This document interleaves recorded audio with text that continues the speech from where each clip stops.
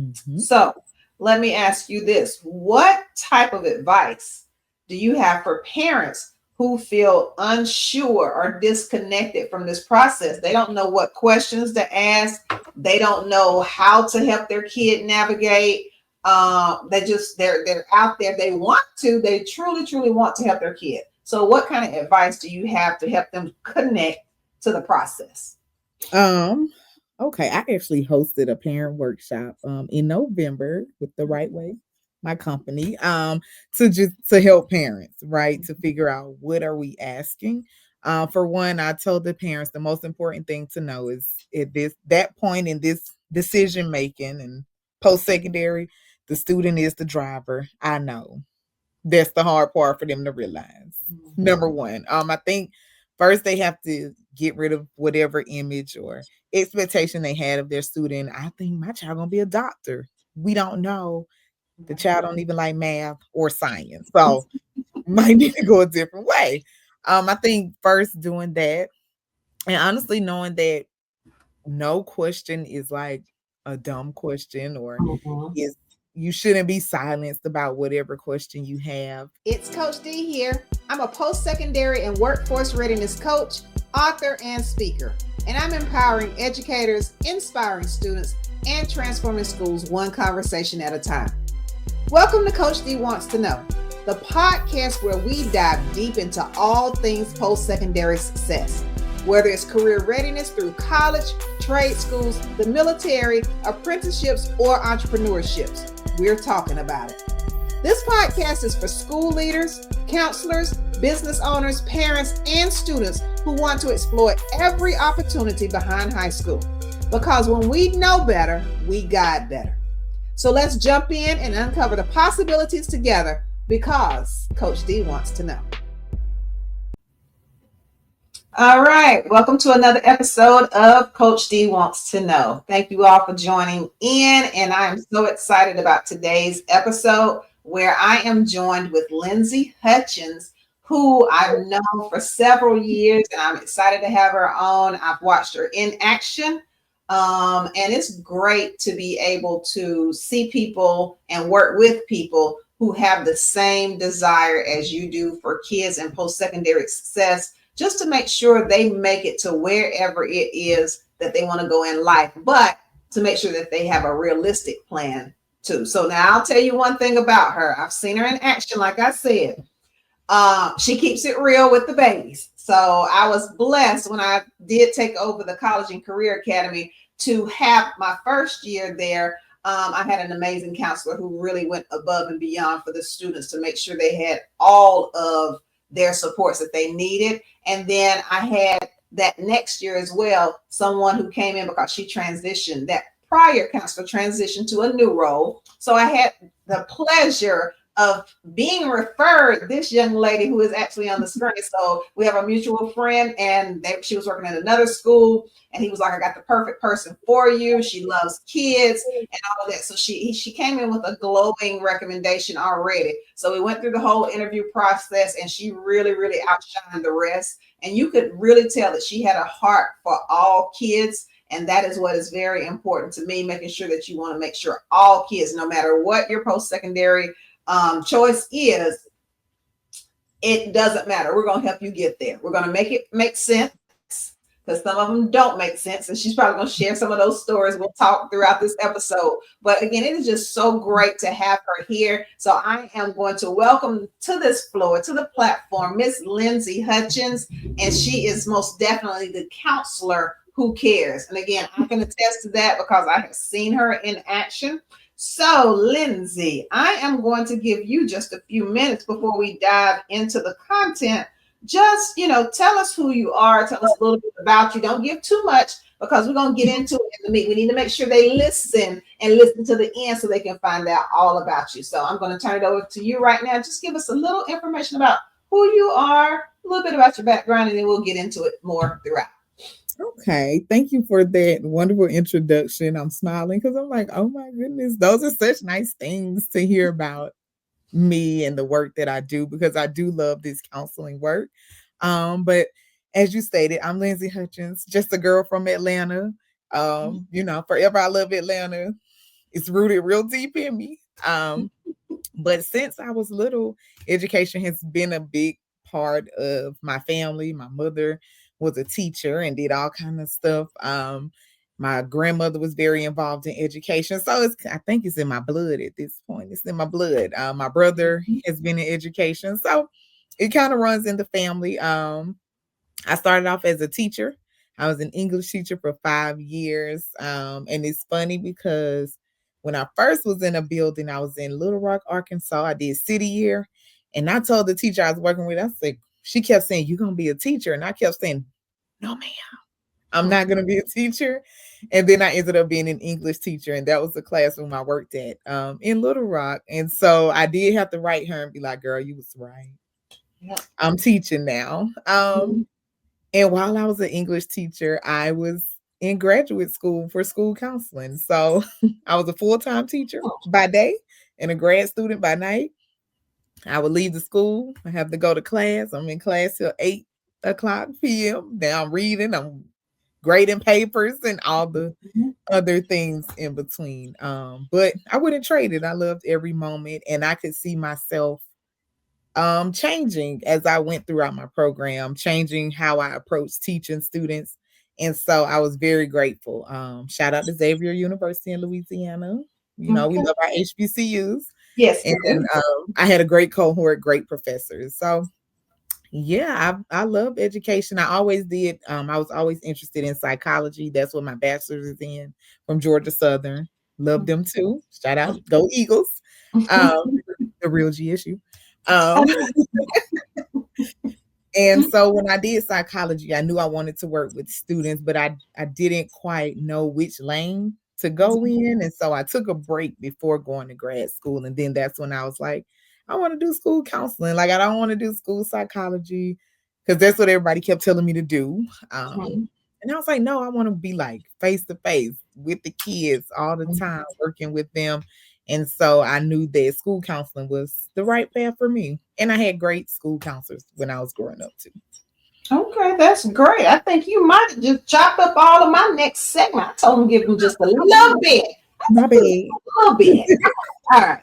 All right. So tell me this. What has been the biggest shift that you have noticed from teaching in the classroom to being a school counselor? And you're a head counselor right now. So what has been your biggest shift from teaching to counseling? I remember my first day as a counselor, and I was lost because as a teacher, there's a set schedule. I know that I'm gonna be teaching first, third, fourth period. And I know the second period is my planning, and I know that this is what I'm doing. And when I got to counseling, it was like, okay, everybody's school day started. Go to your office, and I'm like, but what am I doing? What am I supposed to do? Um, and so that for me, that was like the biggest shift, just realizing that, oh, you're creating whatever I'll create my own schedule throughout the day. And of course, the schedule never really works out because we got students coming in, got teachers coming in, everybody, people pulling me all kinds of different directions. But that was one of the big shifts. And then just not being like in the classroom all day. I was used to just being face in front of students all day on Mhm. my feet, doing that. And of course, as a counselor, yes, I see my students, but more of it is when I'm going to get them or when I'm doing a classroom guidance lesson or if they're coming to see me. And that's why I like to have myself like in the hallway so they can see my face, so they know who I am and they know where my office is so that if they need me, they can find me. And so that was a big shift, just going from being standing up in front of kids all day and delivering the same lesson or, tweaking it, but Mhm. throughout the day to every day was a little something different in the counselor office. Right. And I think, you said something again. I can attest to it when you said being in the hall and being visible. While I was there, that was very important to you to be very visible, to make sure those kids knew who you were. You built a relationship with them, like literally from the beginning. You built true relationships with those kids. Your office was a safe space for them. You had things on the table. I'm like, oh, what's that? Well, what do you do with that? As an adult, we're coming in there. Your office was a true safe space. So that leads into, how do you create those safe, empowering spaces for your students, especially those that are coming from urban districts? Because, for both of us, that's what we've been in traditionally. Mhm. And you got to break down some barriers, you got to break down some walls, you got to build trust. And it may be a little bit harder to do that. So what methods, and how were you, or how have you been, and how do you continue to be so successful at doing that? I think my biggest thing is trying to remember who I was as a teenager. Mhm. Um, and honestly, just being my authentic self. Is that people can tell I like to laugh, I like to joke. And so I think being who I am and allowing students to be like who they are and giving them the space to know that, okay, the teacher sent you in here because you were crying. Mhm. We don't have to talk about it if you don't want to talk about it right now. And I've allowed space for students to just come in. I just hand you a tissue. I ask you, do you want a hug? If you say yes, I give you a hug. If you say no, that's fine too. You can sit right here and just be. And I think that's just the biggest thing. I know that kids can sense when you're not being yourself, when you're not being authentic, when you're trying to be cool um, Mhm. and stuff. And I'm like, no. And also, like, some of the stuff they like, I like too. Right. Kids, when they see me eat a bag of hot Cheetos, they like, wait a minute, you eat hot Cheetos too? And I'm like, yes, please don't tell the people. Right. They keep coming around. Will you stop eating that? You know that's not. So You yeah, can't yeah. really eat that. Or even some of the music. Um, and I Mhm. just like to listen to them and I don't make everything formal. Right. They know, we have boundaries, certain words you're not gonna use. Mhm. But for the most part, if we're talking this, we just chit chatting. And I like to catch them not in a tense moment, just the regular, you walking down the hall, hey girl, oh, let me see, you went to the prom, let me see your prom pictures. Mhm. And just building on top of that and just being myself. Right.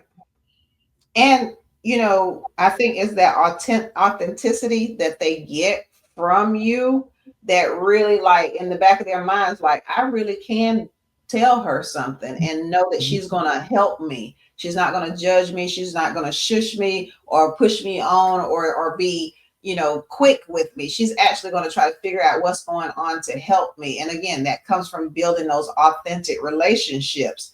So,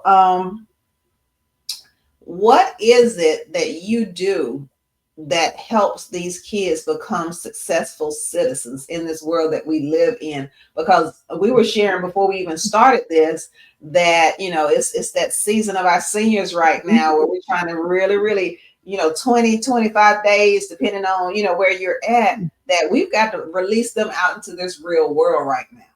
And so, what is it that you do that helps them transition from a high schooler to, like, literally, you're getting ready to be out here and be a citizen in these United States?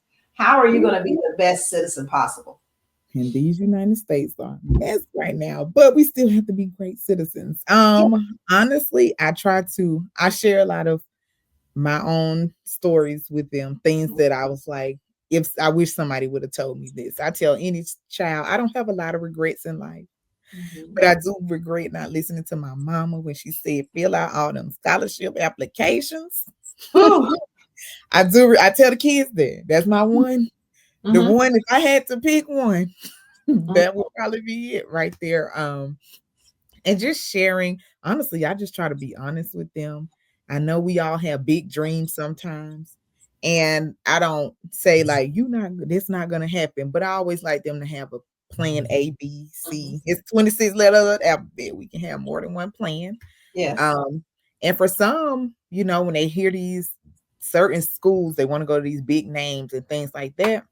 Mhm. For some, it took for me to really print out the breakdown of the tuition and fees. Mhm. Them to say, wait a minute, let me take a step back and really figure out, is this feasible for me?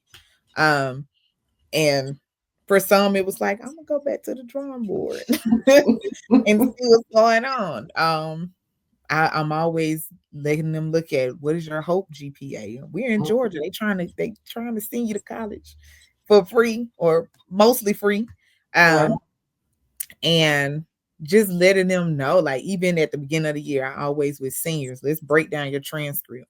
Let's look Mhm. at every single line of your transcript. Is all your classes on there? Did you pass all the classes? Look how many credits you have. I'd like them to tell me how many credits do you need to graduate? Do you know what the breakdown is? And so really just being transparent and letting them know like a lot of the stuff we can do it, but we have to do it within some parameters sometimes. Mhm. Um, but a lot of it is attainable. They just got to be able to get there. Right. And I'm gonna hold their hand. And we're going to hold their hands. That is it. When I used to do ninth grade success, so I had created this ninth grade transition program to effectively transition eighth graders to ninth grade. Ooh, that's needed. So part of that program was helping the parents understand that you just can't cut the apron straight. Not, hold on, ma'am, sir. Hold on now. Yes. Hold. I get it. They're not in middle school anymore. And we've only got 4 years. And in your mind, and one of the things I fight against all the time is the mentality about 18 is grown. 18 Mm-mm. is just a number. If we're not preparing them to be grown, then 18 is not grown. And so it's too soon to really cut those apron strings. Now, I don't want you to be a helicopter parent. I don't want you to be over them so much that you smother them and that they don't learn what they need to learn to be self-sufficient, to advocate for themselves. But I still need you to be in close partnership with them along the way. And that means setting up Infinite Campus. You should know if they're Mhm. tardy, they should get a notification and you should get one too. Mhm. If your grade threshold is 80 in your household, they better not bring anything below an 80. You should set it up in Infinite Campus that as soon as 79 or below hits, you get a notification. So I don't need you to totally walk away from these kids just because they came to high school. I need you to make sure that you're there with them and you're walking through. Yeah. So if we can get them early, so I know primarily where we are and where you are now, you primarily deal with 10th through 11th, 10th through Mhm. 12th grade. But with those ninth graders, when you're working with some of those students, again, it's never too early to make a Never. plan with your student. All right. So let's dive into that a little bit because that's one of it's never too early to start planning. So why is early planning so important to you? Yeah. So when I first my first year as a counselor, before I got to the college and career academy, I actually was the ninth grade counselor. Mhm. And so a big push for me was, like you said, getting kids acclimated to high school. A lot of students they did not know what a credit was. They didn't understand that it all counts towards them graduating and going on to the next level. And so I think early conversations are important because number one, children are changing their mind all the time. They're growing. And I think the only way for them to start solidifying things, number one, that they like, because I ask children all the time, well, what are you interested in? And they can't tell me. And I think it's because they aren't involved in things and they don't have the exposure or the opportunities. And Mhm. so getting students opportunities, getting them when I was growing up, my mama had me in a summer camp, a club, something every summer. And it didn't, it was something math, science, Mhm. dance. It was something, but number one, it kept me learning over the summer. And then it just started to show me like what kind of things am I interested in? And having those conversations early, I think will just start to get students first of all in the mindset to know, okay, when I get to high school, let me see if they have a robotics club or Mhm. if they have certain things that I can be involved in so that I can start building my resume. Honestly, we have to start having that conversation too. Start building your resume, start looking at what are these colleges looking for because it's not all about just grades and, you know, just grades and GPA and test scores. They're looking at what are you involved in? Mhm. Have you been in any clubs? Have you been in any leadership?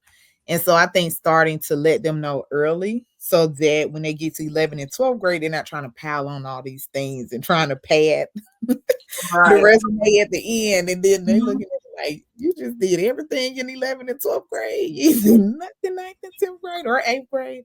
And honestly, I think when kids are involved and in clubs, organized thing, it helps them to build character, to learn how to work with other people. And right now, we are dealing with the remnants of COVID. Um, Mhm. and I think a lot of the students are having trouble with being social and things like that. And so I think we got to get them involved with Yeah, something and just yeah. start to think about what and putting it in front of them, different careers. Everybody want to be an influencer and all that stuff. Okay, but let's look at other avenues as well. Because Mhm. even my students who say that, like, I'm gonna have a YouTube channel. Okay, what is it about? What's your audience? Who are you gonna look at? Because you gonna do the pop the balloon show. They already got there. So you can't it's like, let's figure it out. But I just think the earlier the better. So that we have because I have seniors now who are still like, I don't know what I want to do. Right, So it's like, let's get them started early. Because right. 4 years seems long, but that 4 years goes by so fast. It goes by so quickly. Even with my seniors right now, when I start some sort of a countdown, and it's like before you know it, they're like, "Wasn't that number just at 60?" Yeah, it Mhm. was. But time is moving really, really quickly, and we have to make these decisions. And the earlier you start, like you said, getting them exposed, making sure they're in extracurriculars, because again, like you said, if it started in eighth grade or ninth grade and it followed, that's 4 years of you being active and involved in something again, and not just doing it at the end. Oh, now I need to make sure that it looks Mhm. good for whatever school when I turn it in, and you found out that, oh, this is important now, so you got to do it. But the fact that you have been doing it naturally the whole time means something different when someone looks at that application packet or they look at that resume. Mhm. um, they And don't really. Go ahead. I was gonna add, I think it's really important to get kids, like if they are thinking about college, to get them on those campuses to Hmm. actually see what it is. Because a lot of students are like, I'm gonna go to this school, and then I'm like, have you ever been in that campus? And they're Hmm. like, no. And I was like, you should go see it because you don't even know if you like it. Like, Yeah, and on the flip side of that, you expose them to a school that they haven't heard of, and they yeah. immediately say no. And if you're like, but why? And I mean, they have no rationale for the why. It's like you just haven't heard of that school, Mhm. so you don't know. But Mhm. exposing them early is going to pay off later on for them. It gives them a sense of belonging to be on that campus. Do I feel like I belong Mhm. here? And I tell everybody, when you step on a campus, and if you go to a true visitation, not the one that's just quick, we're gonna rush through or whatever, but you set up your own personal visitation, and you go and you try to immerse yourself in a lot of what's going on, you can tell if that's the right place for you or not. Mhm. Yeah, we have a couple of seniors who have been offered some full rides to places they never heard of, and just because they never heard of it, they were like iffy until they went there to see it, and they were like, "Oh my goodness!" Like, yeah, calm down a little bit. I know you had your plan since middle school. You were going to Yeah. UGA, no doubt. However, comma, there's a lot more than just loving that football team, loving the Right. athletics, loving that it's an SE school. Do they even have your major? That's always the question. And Do then they even have your major? I think a lot of the students, we work in the urban Mm-hmm. setting, Mm-hmm. and sometimes I try to tell our students some of them will really benefit from those smaller schools who can be a Yes. little more hands-on and will know your name. Yes. And you can go to the student success center and the writing Mm-hmm. center, Mm-hmm. and you have these advisors who really know you. Like, as a counselor, we get invited to all these counselor luncheons. Mm-hmm. And I went to one this year, learned about a school I didn't even know was there. Mm-hmm. Coastal College of Georgia. I Mm-hmm. think it's in like Brunswick. Brunswick, Georgia. Mm-hmm. Bro, I did not know about it, but then Mm-hmm. I learned about it, and I'm like, "Oh, wow." In the store, they has all these students who had stayed there, and they came back to work at the school. For me, that's like, that must be a good environment if the Yeah. kids come back want to work there, and they're telling their stories, and just the support that it seems like they had for those students and that the students said. I'm Mm-hmm. like, these are some of the types of colleges that I know I have students who will benefit from, but because they never heard of it, they're like, I don't know. But me, I'm gonna suggest it anyway because Exactly. go apply. That's why we're here to open their minds and to expose them. Ninth, 10th, and 11th grade, you need to be exposed. By the time Mhm. we get to 11th grade, keep in mind, and that's another shocker to some kids that we don't prepare early enough. They're thinking that they're going to apply to college with their senior transcript. No, no, no, Nope. no, no, no, no, no, no. That's not the one we're using. We're going to use whatever is available at the end of junior year. So you can't just like Very wake important. up over the summer between junior year and senior year and like, okay, now I'm ready. I'm ready. Let's use this one. No, no, we're gonna use that one. The one that's already set in stone. So again, but you wouldn't know that if unless you have been exposed to this type of training and support early on. Mhm. So let me ask you this. What type of advice do you have for parents who feel unsure or disconnected from this process? They don't know what questions to ask. They don't know how to help their kid navigate. They're out there. They want to. They truly want to help their kid. So, what kind of advice do you have to help them connect to the process? Um, okay, I actually hosted a parent workshop in November with the right way, my company, to help parents, right? To figure out what are we asking. For one, I told the parents the most important thing to know is at this that point in this decision making and post secondary, the student is the driver. I know. That's the hard part for them to realize. Number one, I think first they have to get rid of whatever image or expectation they had of their student. I think my child gonna be a doctor. We don't know.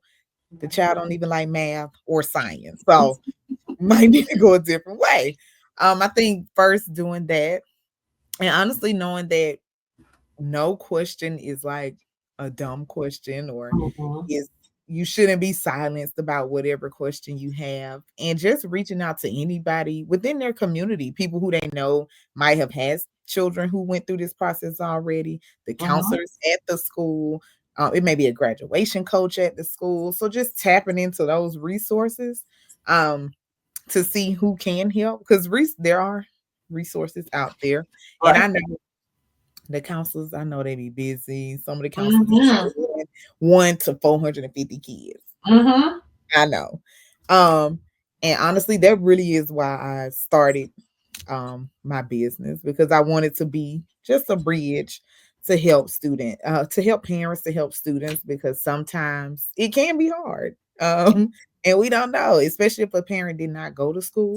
And so I'm just whatever questions you have, you ask them Mhm. and you ask them until somebody can answer them. Um, if Mhm. if the school is having a financial aid night, go to financial aid night. If they're having a college Yes. fair, they're inviting you, go to the college fair. Yes. They have them around the city. Mhm. Go to the ones around the city. Because even then, I volunteer at some of the college fairs around the city, and I'm sitting there, and I have parents coming in like, "Wait, what school is this? What schools have these majors?" And I Mhm. think too, sitting with your student and really figuring out what they're thinking, Mhm. what they think is the right way for them to go, and just figuring out that path with them, not leaving them to it all themselves. Like you were talking about that earlier, not cutting the cord. No, not yet. I want Mhm. you to dive in, lean in a little bit more. And honestly, because I would tell the students, they're like, "Oh, my FAFSA, my mama got to do her part, my daddy got." I said, "What you need to wake them up Saturday about 11 a.m. and y'all Mhm. sit at that kitchen table and do Mhm. it together, um, Mhm. just so that it's done because it don't take Right. long. It Once you is do so, it, and again, that's another phobia that's out there because we have our past traumas about the FAFSA from back in the day right, when you were like, oh Lord, line 56 and it's of like, schedules, where these papers at, So a lot of people have the phobia. They have all of this, the trauma from when they went through it. mhm, I had a kid in there today, called mom over the phone. They doing it together. Literally, once they did the parent, you invite the parent in, parent did mhm, their part, it linked to the IRS, and the kid and the parent was like, "That's it.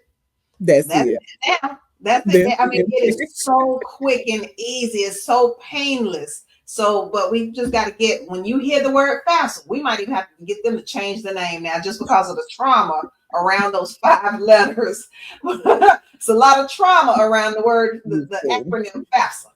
So, it is. but if we can get them to understand that this process is so seamless now, as long as you file those taxes 2 years ago, not even this past Mhm. year, whatever, 2 years ago, if you did it, it is a seamless process now.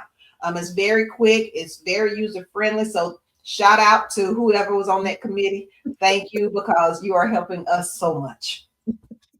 Yeah. So we've talked a lot about college, and that's what my students hear all the time. Mhm. Fall semester is all about college, college, college, these big scholarships. But that's not everybody's path, and that's not everybody's Yeah. journey. So, how do you encourage students to explore military, the skills trades, anything that will still let them be happy and fulfilled each and every day because they're doing what they have a passion for? So, how do you encourage military, skills trades, 2 year versus 4 year? Or, and I know some people just Mhm. don't understand, but there are ways to go straight to work and be happy with certifications. So, how Yeah. do you encourage all of that? So of course, it's CCA. We have CTAE courses. So that is one of my favorite things to incorporate. When I do my college fairs, we're gonna have 4 years, 2 years. The military is there every time. You're gonna have whatever trade schools, any other program, gap year programs. Mhm. Um, I try to provide a wide array because I know that all students are not trying to go to a 4 year university, and that is fine. Right. Um, and that's why I'm always asking them, well, what do you like to do? Let's see where we can get you. And so honestly, I'm just always looking to connect. Like this year we took a group of students to Mechanical Trades Institute so that they could see, look Mhm. at this. And now I have a student, I'm helping him right now to apply and get signed up for whatever boot camp they have coming up. Deployment Um, boot camp. Yep. and so he's trying to do that. So I'm like, okay, yeah. And I try to present, I put it all in front of them. Mhm. Especially when the kids they're coming and telling me, oh, this is something I want to do. And I was like, I'm like, okay, so what you doing when you graduate? Then they're like, oh, I'm going to college. But you just told me you wanted to do this, you can go down to that Mhm. 2 year school and it's gonna take you half the time, Right. probably a quarter of the money. Yeah. Um to get those things done. So honestly, just put it in front. And that's another thing working with parents to understand that it doesn't mean it's a failure. It doesn't mean you didn't do your job. It just Mhm. means your student, they have figured out what they want to do. Mhm. And we're gonna get them there. And a lot of times when they're at the technical schools, the trade schools, they're making money a year and Yeah. a half. They're Yes. making money. Like, and some of them by the time they finish, they're gonna be making more money than me. Mhm. Uh, but just letting them know that it's okay if you don't want to go this route, you can go another route. And then I have some students who are not fully committed to the 4 year, and they're like, but I know I want to go to college, but I don't know if I want to commit to the 4 years yet. Okay, well, let's at least start and get these classes out the way and see how you like it, and then you can transfer. Right. Um, I love that Georgia Perimeter is now part of Georgia State, and Mhm. their seamless transition from being at Georgia Perimeter to Georgia State. I had to tell students like it's okay if you were accepted into Georgia Perimeter. Your ID still gonna say Georgia State. The man told me Yes. you still get to go to the games. All of the events. You Yep. still get the things, Sure do. but you gonna pay a little less for that English class you taking than a Mhm. person downtown. And I had one of the students, and she was really worried about it. And then she finally was like, "I'm gonna do it, Miss Hutchins. I'm gonna go to Georgia State, the perimeter campus, and I'm gonna Mhm. go, and then I'm gonna transfer." I said, "Yeah, and you'll be fine." We'll be fine. 100. And I think that's what we not only have to help the students understand, we got to help society, Mhm. parents, everybody understand that we all drunk the Kool-Aid when we were falling under that mindset that you had to go to college to be successful. That was the next best step. This is what everybody is supposed to do. You're supposed to go to high school, then you're supposed to go to college. and anybody else that didn't or whatever, something might just be you couldn't get into college. Mm-hmm. So, you weren't prepared for college.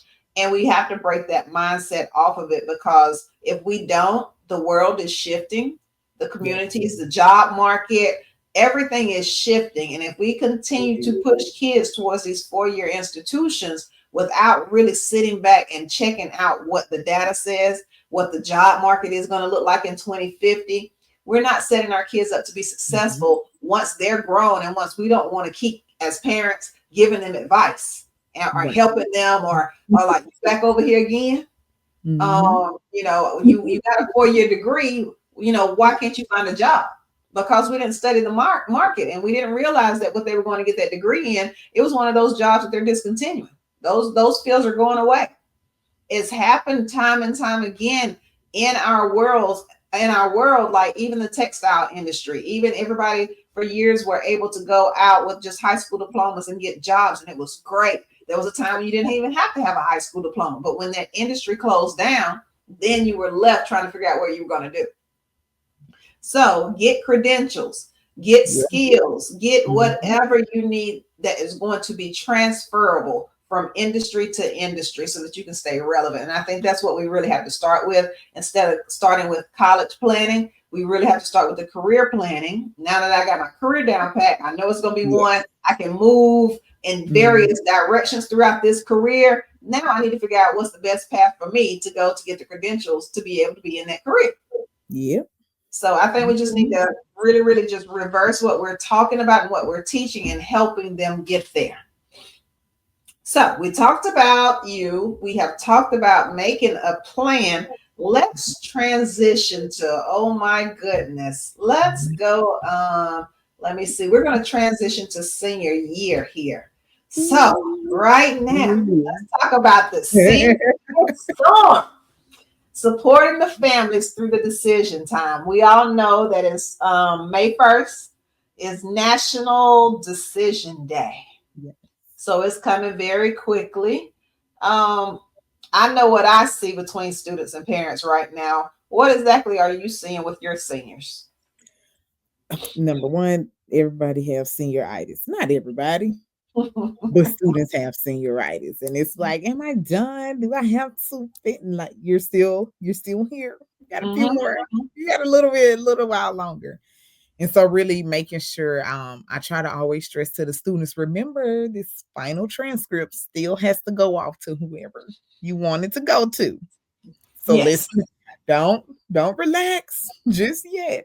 that Even students, acceptance is conditional and based I on tell the you, preliminary transcript. It's mhm, not set in stone. So yes, yes. yes. And I Mhm, try to, especially the athletes. Like I know you got your scholarship, mhm. but they still have to know that these things are in place. I literally just had that conversation this afternoon with a student. Like, you just fell off. Like, what's going on? Um, and so I've every day another senior is coming in, like, I finally made a decision, or I changed my mind, Ooh. or I still don't know, or Mhm. I'm gonna just go to this school, or I'm gonna just apply to this place. And it's always like, oh, they'll be like, I'm gonna go here. Did you apply yet? Well, not yet. Yeah. So how are you just going Mhm. anywhere? So that a lot of that is what I'm seeing. The parents are um I had a parent, she was very supportive yesterday. She was coming in trying to get assistance. I've had a few parents coming in like, hey, we need help. Tell Mhm. me what we need to do. Where do we need to go? And so I love that the parents are involved. I wish some were more involved in the Mhm. process and helping students navigate, because some of the kids I see the decisions are really weighing on them, Right. and they're saying like, oh, my parent, they don't understand. They think it's easy and it's not. I'm trying to balance dual enrollment and this and that. Mhm. Um, and so just remembering that it is a big decision. It's a transition. And Yes. even as an adult, I'm nervous when I start a new job, or Mhm. when it's a transition, I move a different place. Like I'm gonna Mhm. be nervous. And I think just knowing that it's okay for them to be nervous, but also not letting them relax too much to not make a decision. So I think it has to be a healthy balance of, hey, I know you have 27 acceptances. Mhm. Let's figure out. Let's narrow it down to 10. Yes, please, Then, 10. No more than 10, please. like, then we can narrow it down to 5. And then Mhm. we'll have the top 3. Yeah. And we'll go from there. And just taking it in little chunks. Because I Mhm. think sometimes it becomes overwhelming once it gets to a certain spot. And then, because I get like that sometimes, you know what? Now I don't want to make a decision at all. Mhm. I'm gonna lay down and go to sleep. That's me. I go take a nap. I go take a nap quick. Um, but some kids, and then some parents, just not understanding that. I think I had to really explain like the difference between like a scholarship, what a grant was, Mhm. what Mhm. getting a loan meant. Like, cause one parent, he was adamant, like, no, my child only getting loans. And I was like, no, sir, that's not what you want. You mean Nope. scholarships Yeah. and grants, and just making sure the language that, Mhm. and parents want that. And then of course we have some students where English is not their parents' first language. Yes. And so trying to navigate that as well, because a lot of them are they're translators for their parents, or they're having to be that liaison themselves. And that's a lot too. When you're trying to figure it out and your parents not really understanding what's going on. So just whatever the parents and the students are asking of me, um, that's what I'm trying to do. They Yeah, I are. know. I had some very similar conversations because we're in the same type of work right now. And I Mhm, think I even got to the point yesterday where I made a Facebook post and a LinkedIn post about the fact that we forget that we've had years to figure out how to cope with big decisions. And still mhm. sometimes we still are a little bit shaky. Like you said, you go take a nap. I gotta take For a nap. me, I'm just like, I just got to cut off everything. I'm just going to sit here. I'm going to get me a cup of coffee or a cup of tea. I don't want to hear nothing, talk to anybody. We'll pick this back up in a little while. But I just got to right now, I just got to sit. I just got to sit in it. And we have all these coping mechanisms, what works for us, these mechanisms that work for us. We've been through trial and error. We some had some success with some of the decisions we made. We have had not so successful outcomes from some of the other decisions, but we're expecting them at their small age to Yes. just be able to come up with something just like that. But we're looking at it with our big old age and Mhm. experience, like because we know what we would do now, but they're just not there yet, and they're having to learn how to make these processes work for them in their own time. And I think it's another thing that is helping them. As long as they know you, they have you as a guide. So as a parent, as that trusted adult in their life, just know that they have you as a guide. You're going to be there, somebody that they can come to, not for the answer, but Mm, to be able to listen so they can get all the thoughts out of their head. And let's have a conversation and let's make it make sense. And yeah. then if they see all angles and you present, okay, well, what did you think about this? Well, what do you think about that? Well, okay, think about these two things, and then let's have a conversation tomorrow. You go think about it, jot down some thoughts, and then come back. But those are the experiences that they need so they can learn how to navigate through life when you're not there, because you're not always going to be on these college campuses, or you're not going to be on the job. You won't be with them at basic training. You're not going to be Mhm. with them wherever they may be at after they leave your house. And they have to have those types of experiences to think back. Let me just go sit down at the table for a minute. Let me play the tape to the end, look at a lot of these scenarios, and then Yes. sit in it. But they're not going to learn that unless they're already doing that with some guidance. Yes. So yeah, it's definitely important that we are making sure that we're preparing our parents, and we're thinking about this because deadlines are key. Deadlines are Um, key. they are key. We got enrollment deposits to pay. We have housing deposits to Housing, pay, right. uh, and you're putting all this together with prom, graduation parties are coming up, all of this. So it's a lot of Beautiful. anxiety, it's a lot of pressures all over the place right now. So these Mhm. coping mechanisms, and everybody just taking a moment just to chill and let's do first things first, so that we can move through the process a little bit better. Yes. What And and I'm so thinking about anxiety mm, and you having to pull in, not only are you doing the post-secondary success counseling, but you're doing the regular counseling. What are some strategies to help them deal with the anxiety right now? Because I've seen so much since we come back from spring break. There has been a lot going on since we've just been back from spring break a couple of weeks. And mhm. just to see how so many kids in so many grade levels have lots of anxiety because of what's going on. And I know when we were there, I can't remember what month it was, but I think you did it in September. But it was, again, if you got something positive to say to somebody, put it on a sticky note, put it on the wall. Because you never know what that saying can do for somebody. And if you need that today and that's what you got to hold on to, come take it off the wall, take it with you. So, what kind of strategies for anybody that's listening? If you got a parent and you know, especially you have a senior right now that is going through a lot of anxiety, because we do have to break some of those mindsets, like you talked about, where they have told everybody, and I mean anybody who would listen, where they were going to college. They didn't want to hear this, that, or the other. Not they were not listening to sound reason. But here we are just a couple of weeks before it's time to actually make that decision and to declare. And the financial aid package just was not adding up at all. So we are having to maneuver to some of those plan Bs, even though we knew and we tried to guide you along the way. Sometimes you just have to learn on your own. You really do. And that's a part of that process we talked about. They do have to learn this for themselves. So now reality has set in. I guess I can go to Georgia State, whatever, however they want to come bring it to you. But all along, we knew you were going to Georgia State, and there's nothing wrong with Georgia State. Shout out to my Georgia State. I know you Georgia Southern. My daughter went to Georgia Southern. Her father Georgia. I know, but hey, Georgia State over here. But and nothing wrong with it, but you made something. You made it a lesser than choice because you had your sights on something grander in your eyes. Equally as great. You're going to get a great degree, a great experience, and I tell everybody, college is what you make it. Mhm.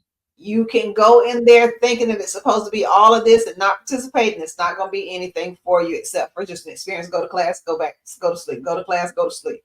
That's not what college is for. This is time for you to network, explore, get involved with everything. And that's what they want on those applications. They want to see kids who are involved in their high school campus. Because if you were active and involved there and in leadership, that means you're going to be active and involved on the campus. When I worked at the campus, the college campus, and I was the director of financial aid, we did not do all those events. We were not out there. We supervised, but that was the student body doing all the work. We supervised really well. Nope, move that table. That needs to be over there. This, I need you to make sure you got your list together. So we were great supervisors of the student body.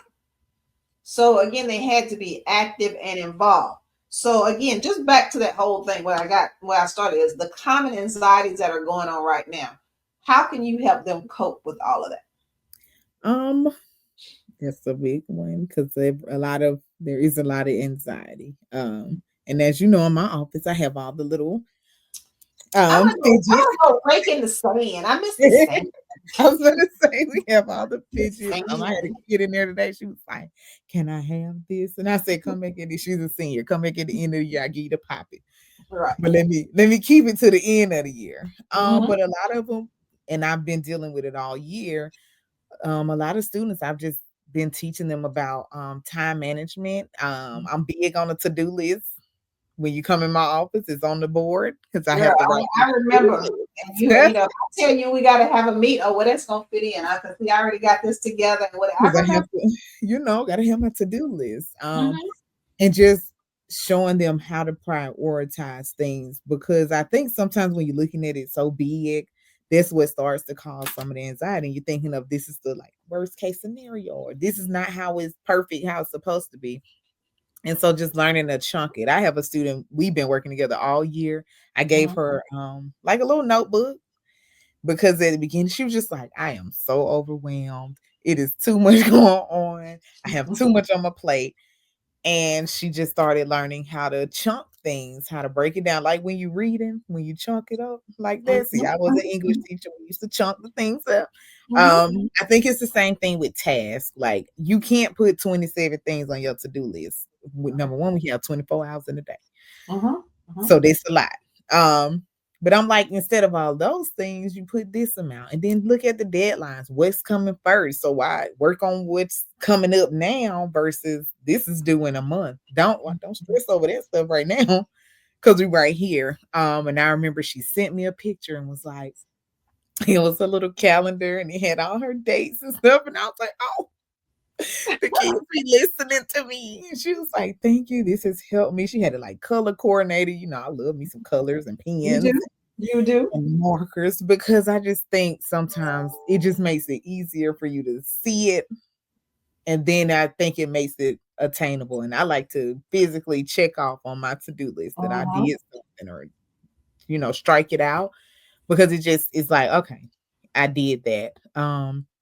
And for some students, I'm helping them to navigate a hard conversation they might have to have with a parent yeah. that, hey, I know the whole family went to this place, but I don't want to go there. I Mhm, want to do this and just showing them what it looks like, what are the benefits of this. And, I was just trying to help them have all the research and all the evidence they need for yep. when they have these conversations. Cause I was telling the student, I'm like, y'all say y'all grown at 18. It's time to start having these hard conversations. And Mhm, they're like, mhm. "Oh, can you do it for me? I can't. No. Nobody can. I'm like, at this point, when you May 20, May 15, 16, whatever date you graduated, at that point, the people, they're not talking to nobody but you now. That's Not talking to your parents, not talking to anybody but you. And so just trying to help them through that. And really, some of them, they'll hear me talking to one student. They come in and like, wait, like I'm having that issue too. So mhm. let's figure out, look, you're not the only one. It's showing them that they're not alone with having these particular issues. I think that's a big thing. Because, ooh, child. Yeah. This again, as many years as I've been in this work, over 20 years, the only thing that changes are the faces. Mm-hmm. It is Mm-hmm. always the same. I always have the parents and the students, especially based on where we are with social media, and everybody wants to put all of everything out there to get the likes, to show like you've really been accepted to 40, 50, 60 institutions. You've gotten $2.5 million worth of scholarships, and that sounds amazing. It really does, and it's great, but you're only going to go to one institution and you can only take so much with you that you were offered from there. So while it's all grand, we have to remember as a society how we're adding to the level of anxiety True. based on some of these things that we continue to promote and to do. But again, like you said, let's start with 10 good ones. I have my juniors right now. I need seven. Seven, of where we're going, your safety schools, reach schools, target schools, all of this stuff. Seven is the minimum, 10 is the max, and we're fully researching each one of those, making sure they have everything we need, completion supports, whatever it is, whatever you Mhm. need on that campus, making sure that they're all out there. That's one of the components of the One Goal program that we also have as well. Just making sure it is a right fit for that student. And so if you got a good 10, that's enough. We Yeah. got to figure out a way to get off this hamster wheel of getting as many acceptances. So I it could be can lined down the understand. wall, it could be on the screen, it could everybody Yes. just keep doing this, Yeah. keep doing this. We're contributing to that level of anxiety Mhm. because we got kids that feel lesser than if I don't have as many schools as they had. And Yeah. then I got too many choices. And so I just don't know what to do. I don't know I don't what know to what to do. do. Yeah, I don't want to do anything. And take a And nap so for you. Go sit that was down. another thing that we I know like a lot of the schools they put the kids up and they put, whatever Mhm, college or whatever, but we wanted to include everybody. So it's like if mhm, even if you're going to a trade school, I got somebody going to the police academy. We gonna celebrate you too. We're gonna put your mhm, same picture up there and say next you'll mhm. be at the police academy or you've enlisted. Yep. Just to let them know that, or you have this apprenticeship, this internship, Mhm. to let them know like good, you're doing an amazing job as well. It doesn't just have to be that you're going to this. All right. for you. I want to know what are your next plans. Mm-hmm. And so I think if we shifted in that, I like that, you know, I would love on the decisions days that everybody's included, making sure that it's not, I love that they started doing the academic, like Right. signing days versus just the sports and they going to this school, they Mm-hmm. committed to this. And I love that they're including all the students who are like, I'm not going on no sports scholarship, but I am committed. I am going somewhere. And so I love that that's now a thing because at Mm-hmm. first, you know, we was just the rest of us. You know, I just going because I'm smart. Or because I want to go. I'm Right. not playing a sport. So it's again just making sure all students and all families Yeah. feel supported. That's the move that we got to start making. And again, Mhm. just making sure that it's not all about college. It's not all about how much scholarship you got. We have some great students who are choosing military, which is a great path for them. Maybe their whole family has been military bound and they're following in that path of their family, or they could be the first one that's starting this. But that's a solid path for them, and they love it. Mhm. They've always loved it, whether they were in JRTC and found their love, or they just happened upon it, and they're very successful in that. Again, the skills trades, our welders, our construction workers, our Very HVAC. When important. I say the money that they can make, the Very life important. that they can lead, the freedom that they can have, we have to make sure we take those labels off, and it's not just for those people. That's for all people. Anybody who Yeah. wants to choose that path, there's a path for you, and you can be happy. You can be successful in knowing that you made the right choice for you, and it wasn't the right choice that somebody tried to push down your throat. So Yes. definitely, definitely, all of that will help with their anxiety. So, okay, we're going to transition out. We're going to talk about some hope for the future and what's next for post secondary success. So, you have said that you are optimistic about the future of post secondary success. And with so many options now, there's a lot to be hopeful for. What does that future look like to you? I am very optimistic as we were talking about the different options outside of just the 4 year, the college degree. Um, and even in that, with students wanting to, I think students allowing them to like explore a little bit more of what they want to do. I know people like to push like engineering and all that stuff, and like that's where the money is.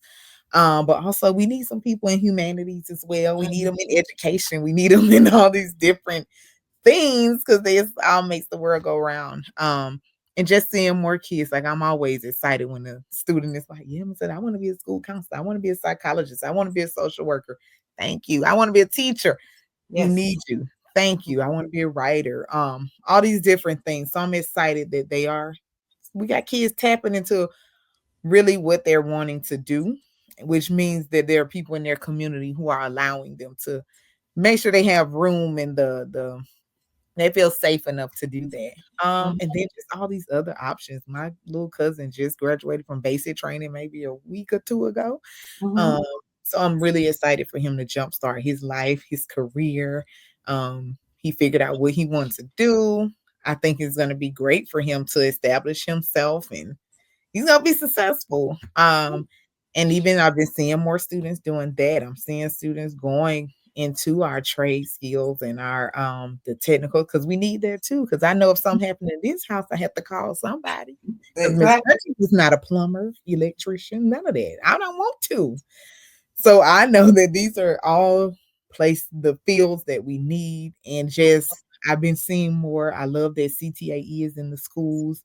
So Mm-hmm. kids are being exposed to more at an earlier age. They're becoming um certified in things. Of course, you know, we have certified drone pilots at our Yep. school. We got kids that are working with people on movie sets and they're doing drones for real estate agents and stuff. And Mm-hmm. so I think it's just opening more doors and allowing them to create more avenues.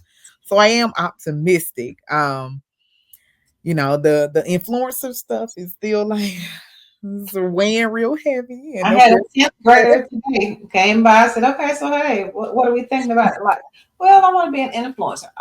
and Okay. I'm like, what you influencing? You That's know, always my question. I how just many want followers? I mean, because you know, there are some, we had one over there some years ago. He already had like 100,000 followers on TikTok. yeah. So, you And some know, of them it's do. possible. They're It working, is. they're doing And their I thing. just I just want them to know that whichever avenue they take, it's Mhm. still gonna be hard work.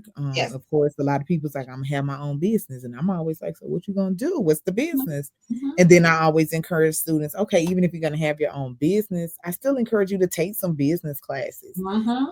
Like Morris Brown has a whole entrepreneurship certificate. Go Mhm. do that so that you're a great business person and not getting taken advantage of, and Exactly.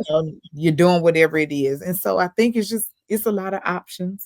Mhm. Sometimes I think they see way too much on social media, and everybody make it look so pretty, They do. but They it's do. not always so pretty.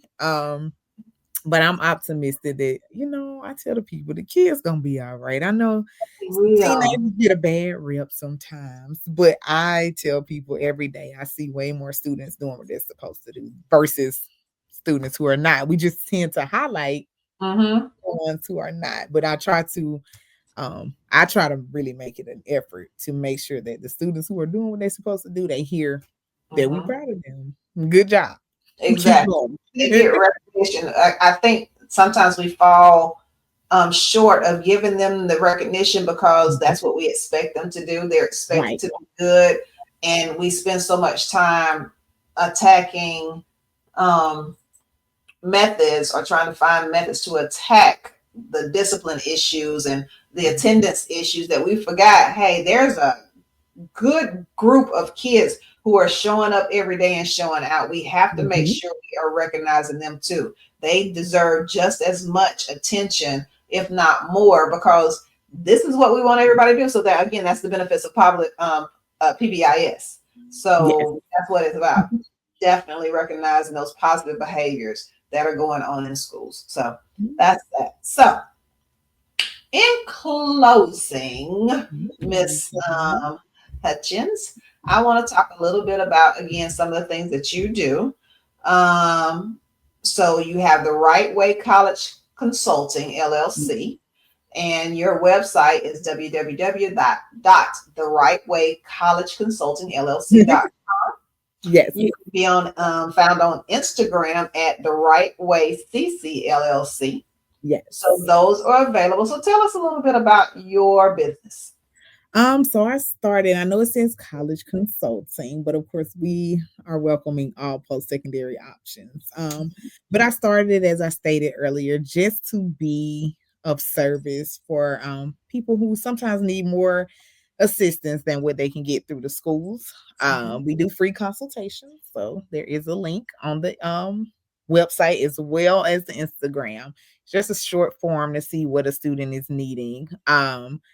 But yeah, I feel like this is my life's work. I absolutely love talking about next steps with students. I've seen it play out. Um, and I think it's one of my favorite things when I go and see students doing what they told me they were going to do or something that's Mhm. totally different, but they're loving it and they're being successful at what they're doing. And so I got the LLC back in, I think it was like 2020. I want to say, of course, we were all Mhm. just doing things during At home COVID, and but doing, yeah. um, that was literally right before I had just graduated in 2019 with my master's. It is hard to get a school counseling job. If nobody didn't tell you, it is. Mhm. I had just moved back from New Orleans, and so I was really just planning. And I was talking to my mom, and we talked about it. And she was like, "You should do it." And so I got it, and then I sat on it for a little while. But now we are full force. And of course, the summer is coming up. Perfect time to start planning. We got plenty of time because I'm not working summer school. So I am available. And I just always want to be a resource for families when it comes to helping their students to figure out what's next. And also we do some scholarship. I help you find some scholarships Mhm. as well. Cause like I stated, I wish I would have listened to my mama about those scholarships. Yes, yes, and more. Yeah. And so I just want to be able to be assistance for Mhm. parents, for students. And sometimes, parents they try to help and they know what to do, but we don't always listen to them. And so maybe, I'm that third party that can come in and get the kids started and on the right track, and we figure out what's the timeline, what needs to be done. Um, and yeah, and I also do like workshops. I've done conflict resolution workshops. I've done workshops with parents.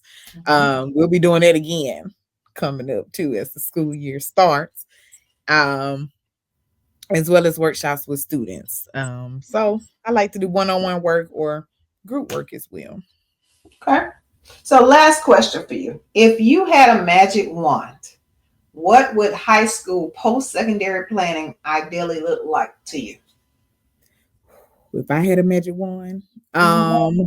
ooh, I think it would look like, I don't know, like making it a class, almost Mhm. like to where students can really get some one-on-one time with people, helping Mhm. them to make a plan. I know we all talk about, everybody has their individual plan and all this stuff, but sometimes it's not realistic. Mhm. Especially when you have one counselor to 400 kids.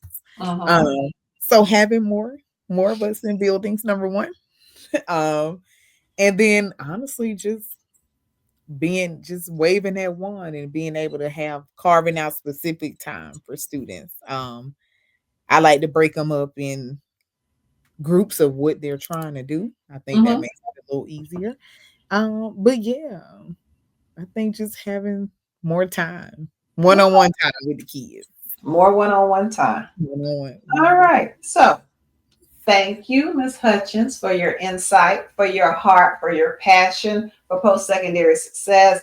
Again, it's always a pleasure to either work beside you, work with you in this journey, because everybody doesn't have that heart. They maybe have that title, but they don't all have that heart and that passion to go above and beyond for our students.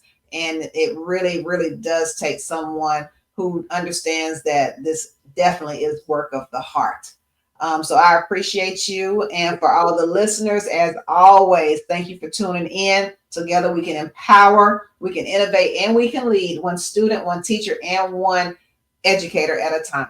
So until next week, thank you, thank you, thank you for joining us, for listening to us. Please share.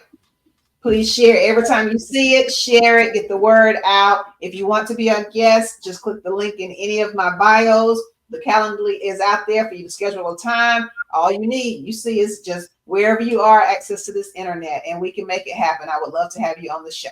Again, Lindsey, thank you, thank you, thank you. I Thank appreciate you. you. You are welcome. That's a wrap for today's episode of Coach D Wants to Know. I hope this conversation sparked new ideas and opened up fresh possibilities for the future.